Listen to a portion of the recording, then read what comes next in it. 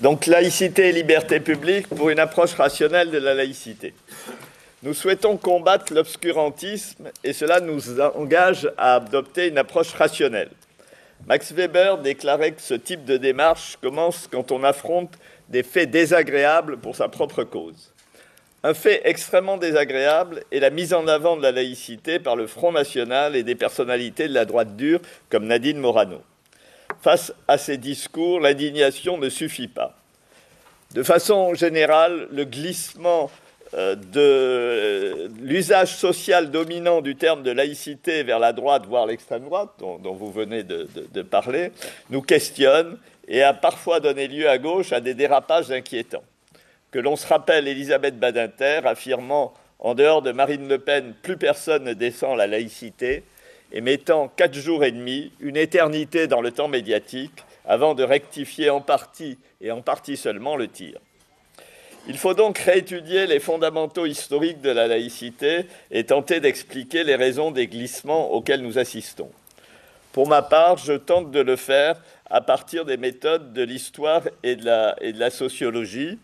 Et je vais présenter succinctement ici certaines thèses que j'expose de manière plus développée dans un nouveau livre qui va être en librairie début avril, Les 7 laïcités françaises. Donc, je cherche à adopter une démarche historique en sachant que l'histoire n'est pas la mémoire. Et Pierre Nora a même pu affirmer qu'elle est presque son contraire. La mémoire sacralise, écrit-il, et l'histoire laïcise. Même si le propos peut être nuancé, nous voilà au cœur de notre sujet. Quand il étudie le processus d'élaboration de la loi de 1905, l'historien est frappé par l'existence de 2 conflits. Le premier, la guerre des 2 France, selon l'expression de Poula, porte sur le principe même de séparation. Pour faire vite, la France catholique le refuse, la France républicaine l'a mis dans son programme dès 1869. Même si elle en a différé la mise en œuvre. Et ce peu d'enthousiasme nous oriente vers un second conflit, moins frontal que le premier, mais qui révèle malgré tout un désaccord profond entre républicains.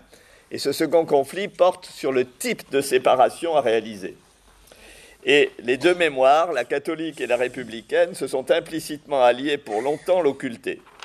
Chacune a eu intérêt à rejeter dans l'impensé le fait qu'en 1905, plusieurs représentations de la laïcité ont coexisté dans le camp républicain. La loi de séparation des églises et de l'État, toujours au cœur de la législation laïque, constitue un enjeu entre des acteurs porteurs de ces représentations divergentes.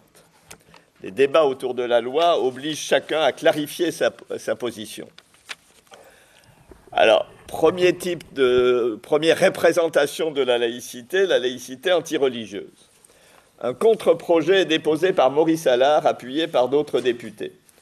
Le 10 avril 1905, Allard pose la question « Quelle est la séparation que nous voulons ?» Il répond « Non pas une séparation dont l'Église catholique peut s'accommoder, mais celle qui amènera à la diminution de la malfaisance de l'Église et des religions. Il faut, dit-il, poursuivre l'œuvre de la Convention et achever l'œuvre de déchristianisation de la France. La séparation dans cette optique doit donc permettre d'émanciper les individus du christianisme. Ce propos suscite des applaudissements ironiques de la droite. Le contre-projet d'Allard recueille 68 voix et les divers amendements qu'il déposera en obtiendront à peu près le même nombre. Aristide Briand qualifie ce projet de suppression de la religion par l'État, de manifestation anticléricale inefficace qui pourrait même être une arme dangereuse aux mains des ennemis de la République. De fait, les applaudissements des adversaires du principe même de séparation vont dans ce sens. Mais ce qui m'importe le plus, c'est l'ampleur du dissensus entre laïcs. Et je suis d'accord avec le mensuel de la Libre Pensée, La Raison, qui a écrit en avril 2012 qu'Allard était en fait un partisan de l'État athée. Je pense effectivement qu'il prône une laïcité anti-religieuse où la laïcité est une para-religion et non pas un principe politique. Deuxième représentation, la laïcité gallicane. Mais au fait, pourquoi la proposition de loi est-elle issue d'une commission parlementaire ? Émile Combes n'avait-il pas déposé un projet de loi fin octobre 1904 ? Les 2 mémoires n'ont-elles pas des décennies durant qualifié la loi de 1905 de loi Combes ? Cette expression, qui n'a d'ailleurs pas complètement disparu, occulte le ferme refus opposé au président du Conseil par des leaders laïcs. Ainsi, Ferdinand Buisson, président de la commission parlementaire, qualifie le projet d'Émile Combes. Il dit on ne peut pas appeler ça séparation des églises et de l'État puisque c'en est juste l'opposé. Et de son côté, Clémenceau parle de nouvelle constitution civile du clergé visant à inféoder l'Église à l'État. Alors, je ne peux pas exposer ici en détail le projet d'Émile Combes, mais j'indiquerai juste que dans la logique de son combat contre les congrégations ultramontaines, Combes distendait les loin du catholicisme français et de Rome. Et différents articles de son projet permettaient à l'État de continuer à contrôler la religion et de promouvoir un catholicisme éclairé gallican face à l'autre catholicisme, l'ultramontanisme. La représentation de la laïcité dont Combes est le représentant le plus illustre peut donc être qualifiée de laïcité gallicane. Elle suscite, nous venons de le voir, un désaccord profond entre laïcs. La commission parlementaire refuse d'ailleurs de ratifier le projet du président du Conseil le 28 novembre 1904, et la veille, l'Association nationale des libres penseurs l'avait dénoncé. Sénateur, Combes n'a pas participé au débat de l'Assemblée nationale, mais ses partisans ont déposé plusieurs amendements qui, tout en étant refusés, ont obtenu plus de voix que ceux d'Allard, environ entre 150 et 180 voix.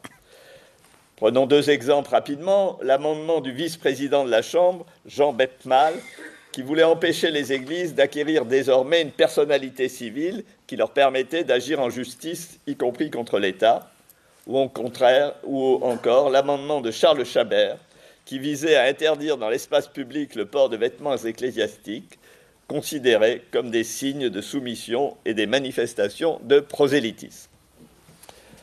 Troisième et quatrième laïcité, les laïcités séparatistes.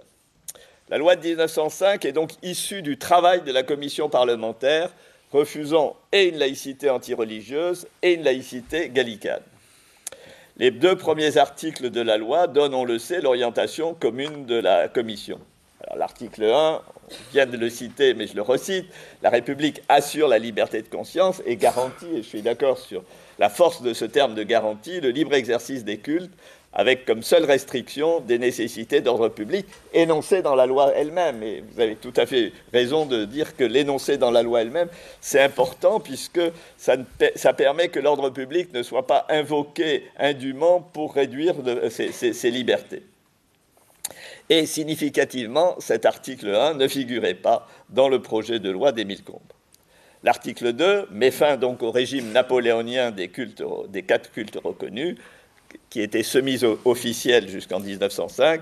La République ne reconnaît, ne salarie, ni ne subventionne aucun culte.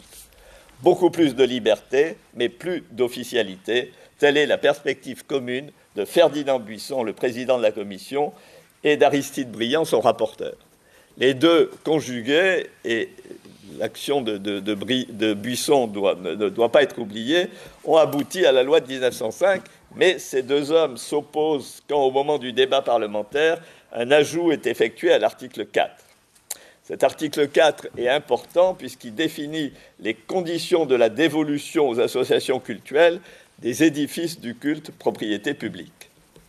Pour Buisson, la séparation doit avant tout assurer la liberté de conscience des individus. Ceux-ci peuvent, s'ils le veulent, librement s'associer sans que cela concerne l'État. Avec la séparation, déclare-t-il lors des débats, l'État ne connaît plus l'Église catholique en tant qu'entité ou en tant que hiérarchie officielle. Mais l'État connaît des citoyens français catholiques, il parle de citoyens français catholiques. Ceux-ci exercent leur liberté sur la base de l'association libre et volontaire. Fin de citation. Dans la logique de la loi de 1901 sur les associations, l'organisation collective de la religion s'inscrit dans le prolongement de la liberté de conscience individuelle. Et au Sénat, Georges Clémenceau défend la même perspective. Je qualifie cette position de laïcité séparatiste stricte. Aristide Briand, soutenu par Jean Jaurès et Francis de Pressensé, défend une autre optique. Les organisations religieuses, indique-t-il, ont des constitutions et la neutralité de l'État consiste à ne rien faire qui soit une atteinte à la libre constitution de ces églises. La neutralité de l'État consiste à ne rien faire qui soit une atteinte à la libre constitution de ces églises. Ce n'est pas exactement la même conception de la neutralité que certains. Le niveau collectif dans cette optique n'est pas seulement le prolongement de la liberté individuelle, il constitue une dimension nécessaire de cette liberté avec sa consistance propre. La liberté de conscience comporte donc aussi une dimension collective liée au fait que les individus existent toujours en interrelation. La culture syndicaliste de Briand, l'option socialiste qui partage avec Jaurès et Pressensé n'est pas pour rien dans cette perspective, mais la nouveauté est son application au rapport de la religion et de l'État. Alors, il y a donc un ajout à l'article 4. La première version de l'article 4 attribuait la jouissance des édifices du culte aux associations cultuelles sans autre précision. Avec l'ajout, il est précisé que ces associations doivent se conformer aux règles générales du culte dont elles se proposent d'assurer l'exercice. Pour les catholiques, donc, elles doivent se trouver en conformité avec le pape et les évêques. Par ailleurs, Briand insiste sur la nécessité de ne pas aboutir, je cite, à une séparation qui soit inacceptable pour l'Église catholique et pour le pays lui-même. Il prône donc un apaisement, et Jaurès précise que cet apaisement a pour but que la démocratie se donne tout entière à l'œuvre immense et difficile de réforme sociale. Je norme cette optique la laïcité séparatiste inclusive. Et lors du vote de l'ajout, Briand et Jaurès l'emportent par 374 voix contre 198 et ils se font traiter par la Dépêche du Midi de bourgeois de Calais. 4 représentations différentes de la laïcité se sont donc affrontées. La troisième et la quatrième représentation, comme je l'ai dit, ont élaboré ensemble la loi, avec cependant donc ce désaccord dont il vient d'être question. Et au final, tous les partisans du principe de séparation ont voté la loi. Tous se sont donc ralliés à la conception la plus libérale. C'est pourquoi les historiens, quelles que soient leurs convictions, ratifient la formule de Briand. La loi de 1905 est une loi de liberté. Et les juristes ajoutent, elle a profondément changé la jurisprudence en faisant de la liberté la règle et de l'ordre public motivé l'exception, cela contrairement à la logique du système concordat culte reconnu. La loi de 1905 est donc la dernière des grandes lois de liberté publique élaborées par la Troisième République. Lois qui, avant elle, ont établi la liberté de la presse, du colportage, des réunions, du cimetière, du divorce, des syndicats, des associations. Jules Ferry pouvait affirmer, sans crainte d'être démenti, que la presse catholique est beaucoup plus libre sous la République qu'elle ne l'était sous le Second Empire. Les lois républicaines ont augmenté les libertés de tous, y compris celles des croyants.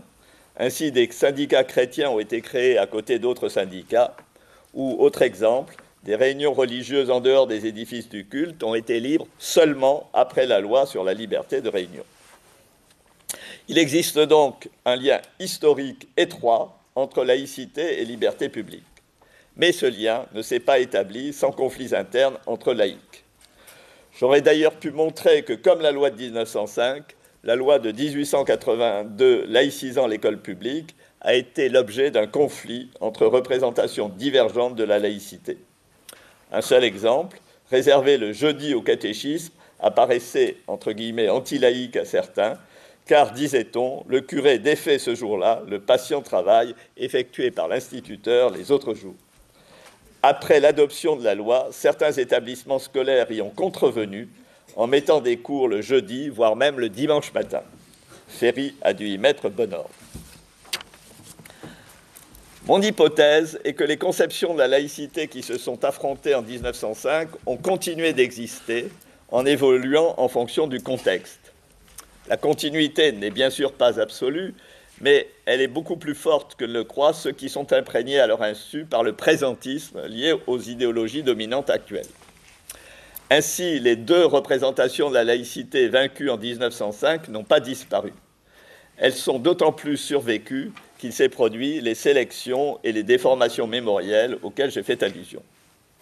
Il faudrait développer, je le fais donc dans ce livre, mais on retrouve une conception anti-religieuse de la laïcité, par exemple chez Michel Onfray, qui prône explicitement une laïcité post-chrétienne, à savoir, dit-il, athée. c'est la laïcité qui est athée. Bon, sa conviction propre qu'elle soit athée, très bien, mais pour lui, la laïcité doit être athée.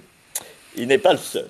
Bon, par ailleurs, Elisabeth Badinter et d'autres à gauche, et vous en avez cité plusieurs, souhaitent que la neutralité religieuse ne soit pas seulement la neutralité arbitrale de la puissance publique et de ses représentants, mais s'impose aux citoyens en divers endroits.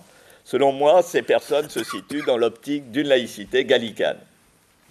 Ces deux manières d'envisager la laïcité tournent le dos aux libertés publiques et tentent de faire accepter sous couvert de la laïcité des mesures qui sont analogues à certains amendements rejetés par la loi de 1905. L'Observatoire de la laïcité parle à leur sujet de laïcité punitive. La Libre Pensée a dénoncé à plusieurs reprises les atteintes au code du travail, vous venez de le refaire et de redire, et de façon générale a critiqué ce, je cite, La Raison en avril 2014, appelle à légiférer pour interdire et réprimer au nom de la liberté de conscience et de l'égalité homme-femme, tout comme sont lancées au nom de la liberté et de la démocratie des opérations militaires dites humanitaires en Irak, Libye et ailleurs. Effectivement, on est en droit de se demander, par exemple, si ceux qui, au nom de l'égalité des sexes, souhaitent que soient prises des mesures qui aboutiront à des interdictions professionnelles pour des femmes, les privant ainsi de leur autonomie financière, ne sont pas de fait dans une perspective contre-productive. De façon générale, l'invocation de la laïcité ne doit pas servir de prétexte à des atteintes aux libertés publiques. De plus, aux laïcités vaincues en 1905 et qui sont actives aujourd'hui, s'ajoutent 3 nouvelles laïcités qui n'existaient pas en 1905. L'une d'elles, vous y avez fait allusion, est le système alsacien-mosellan auquel nous pourrons ajouter d'autres systèmes qui fonctionnent dans certains départements d'outre-mer et que le Conseil constitutionnel considère comme valides juridiquement à titre dérogatoire. Une autre nouvelle laïcité est la laïcité ouverte, expression reprise par des croyants au fur et à mesure qui s'adaptent à la laïcité en réaction face à ce qui leur a semblé être la laïcité dominante, mais les questions liées aux mœurs, mariage pour tous, fin de vie, montrent que cette conception peut comporter des risques pour les libertés publiques. Une autre conception, enfin, est la laïcité identitaire, qui insiste sur les racines chrétiennes, valorise l'identité catholique de la France en continuation, en fait, d'une tradition maurassienne. Elle est en conséquence à géométrie très variable, suivant qu'il s'agit du catholicisme ou de l'islam. Si les laïcités de 1905 se réclamaient tous de la gauche, celle-ci est ouvertement de droite, voire d'extrême droite. Son impact a été grandissant, et c'est bien sûr la laïcité dont se réclame Marine Le Pen. 3 points sont à mentionner. Premier point, le mandat de Nicolas Sarkozy a constitué un tournant qui a rendu la laïcité identitaire politiquement et médiatiquement dominante. On se rappelle le calamiteux débat sur l'identité nationale, puis celui sur l'islam, devenu débat sur la laïcité sans changer d'orientation. D'autres faits vont dans le même sens. Ainsi, le fait d'avoir chargé le Haut Conseil à l'intégration de conseiller le gouvernement en matière de laïcité, créant volontairement une confusion entre intégration et laïcité. On peut citer également la suppression de la Haute Autorité de lutte contre les discriminations et pour l'égalité, la HALD, créée par Jacques Chirac et qui avait stoppé les tentatives de débordement de la loi du 15 mars 2004. Rappelez-vous, la HALD a été normalisée avant d'être supprimée parce qu'elle avait indiqué que cette loi n'interdisait pas aux mères de famille portant un foulard d'accompagner les sorties scolaires. Second point, les partisans d'une laïcité identitaire ont réussi à ce moment-là, sous le mandat de Nicolas Sarkozy, à supplanter les adeptes d'une laïcité gallicane. Je vais être forcément très rapide ici, mais je vais indiquer quand même qu'en 1905, il existait un élan pour se projeter dans l'avenir. Aujourd'hui, cet élan est plus difficile et les politiques se montrent peu capables de proposer vraiment une vision d'avenir. J'ai déjà fait allusion au présentisme qui coupe le présent de son rapport au temps. Les discours annonçant des catastrophes, ne serait-ce qu'écologiques, se multiplient. Bon, ils sont peut-être valables, mais ça crée un certain climat. Les inégalités se creusent et on n'espère plus vivre mieux dans le futur. Or, si les adeptes d'une laïcité gallicane évoquent en théorie un principe de dépassement des ancrages concrets, comme la société ne saurait être culturellement vide, Ce dépassement s'opère en fait dans le cadre d'une forte homogénéisation culturelle.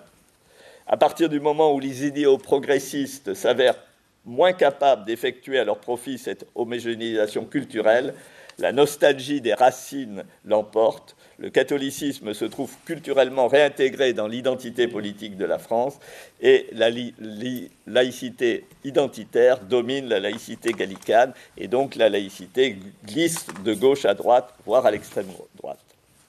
Troisièmement, problème délicat mais que je voudrais quand même aborder, la fameuse querelle des adjectifs. Elle a, au bout du compte, me semble-t-il, englué le débat laïque dans une certaine méconnaissance. Alors qu'on comprenne bien, autant il est légitime de combattre les positions précises de certaines représentations de la laïcité, autant mettre un interdit sur tout qualificatif empêche les chercheurs en sciences humaines et sociales de travailler, parce qu'on ne peut pas travailler sans qualifier son objet d'étude, et c'est ce que j'ai fait constamment ici. Et donc, on s'est privé de la possibilité d'analyser le glissement de sens qui s'est produit dans l'usage social dominant du mot laïcité. Pour faire vite, l'utilisation sociale de ce terme, aujourd'hui, minore de plus en plus la séparation, et inversement, donne à la neutralité une extension qu'elle avait nullement en 1905. Alors, elle était un moyen pour la puissance publique d'être au service de la liberté de conscience de tous. Aujourd'hui, elle devient une fin en soi, à un point tel que très souvent, dans les médias, laïcité et neutralité sont devenus des synonymes. Et du coup, Marine Le Pen a très bien compris qu'elle pouvait sans vergogne parler de la laïcité sans y accoler le moindre adjectif, surfant simplement sur ce qui est devenu l'usage médiatiquement dominant du terme. Je conclurai cet exposé par quelques propositions citoyennes. D'abord, je suis persuadé que la nécessaire contre-offensive consiste à se situer délibérément dans l'affiliation des laïcités séparatistes qui ont été à l'origine de la loi de 1905, ce qui signifie remettre la séparation au cœur de la laïcité. Remettre la séparation au cœur de la laïcité, sans impliquer d'avoir tous forcément exactement la même position sur la séparation. Suis-je trop optimiste en pensant qu'il peut exister un large accord entre nous sur le fait que certains cherchent aujourd'hui à rétablir un système officieux qui ressemble à celui du concordat et des cultes reconnus, système où la surveillance des religions s'accompagne de certains privilèges qui leur sont donnés si elles font ce que les politiques souhaitent qu'elles fassent. Si cet accord existe, alors il n'est pas du tout grave que nous ayons des visions un peu différentes de ce qu'implique la séparation. Il me semble au contraire qu'une tension entre une conception inclusive et une conception stricte de la séparation constitue une tension féconde entre laïcs.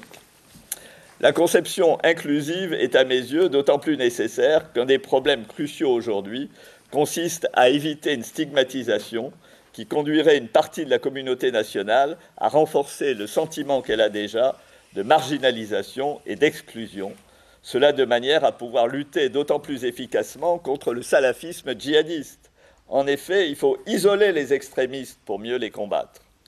Il faut faire en sorte qu'ils ne puissent pas être attractifs, notamment pour des jeunes en cherche de repères. On peut ainsi résumer l'objectif à atteindre, mener un combat inclusif et ainsi se donner toutes les chances de le gagner. Ceci dit, la volonté d'inclure le plus grand nombre comporte toujours le risque d'affadir la laïcité. Et donc, une conception plus stricte de la séparation constitue à mes yeux un contrepoids utile, je dirais même nécessaire.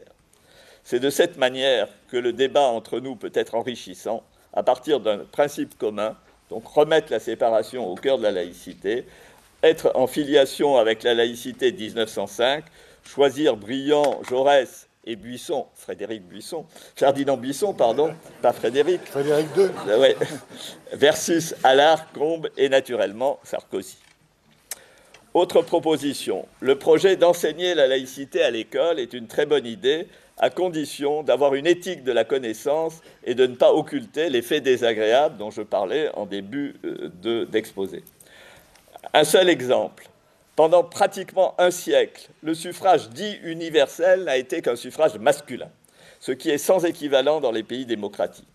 Et la laïcité a été régulièrement invoquée par certains pour refuser le droit de vote aux femmes, considérées comme soumises à l'influence du clergé.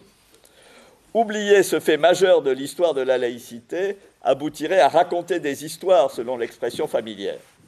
Au contraire, indiquer les difficultés rencontrées dans la marche qui est loin d'être terminée, vers l'égalité entre les sexes, permet de montrer que la République a dû et doit toujours combattre ses propres travers.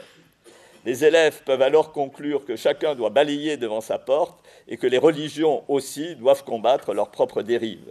Cela sans qu'on ait divisé la société en deux camps, sans qu'on ait adopté une perspective de choc des civilisations. Enfin, 2 mesures immédiates peuvent être réclamées au pouvoir actuel. D'abord, rattacher le bureau des cultes au ministère de la Justice pour bien rendre visible la distinction entre la lutte contre le terrorisme, tâche du ministère de l'Intérieur et tâche importante, nécessaire, et les rapports entre l'État et les religions qui, dans une société laïque, sont d'abord des rapports juridiques, même s'ils ne sont pas que cela. Enfin, rétablir la HALD, la haute autorité de lutte contre les discriminations et pour l'égalité. Cela contribuerait à montrer que lutter contre le terrorisme et lutter contre les discriminations est un seul et même combat. Je vous remercie.